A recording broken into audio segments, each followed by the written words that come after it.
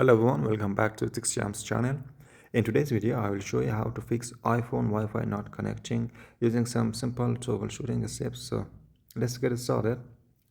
First, turn on airplane mode about 10 or to 15 seconds, then turn it off.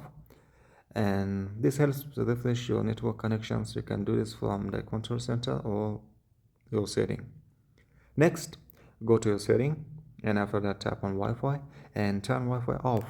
Wait a few seconds and then turn it back on. If it still doesn't connect, then tap the eye icon next to your Wi-Fi network and select forget this network. Then reconnect again by selecting your Wi-Fi and entering the password. If the problem continues, start your phone.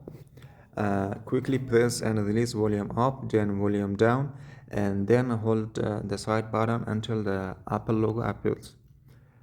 And if Wi-Fi is still not working, try updating your iPhone. Go to your setting, and after that general, and after that software update, and install any available update, and that may fix your problem.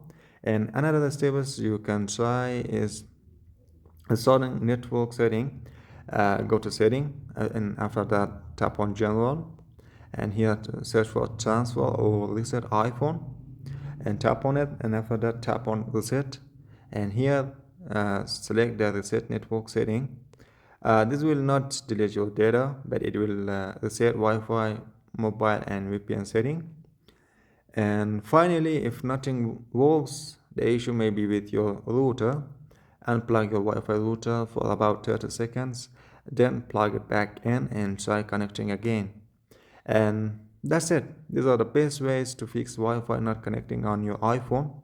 If this video helps you, don't forget to leave a like and subscribe to this channel for more helpful tips and tutorials.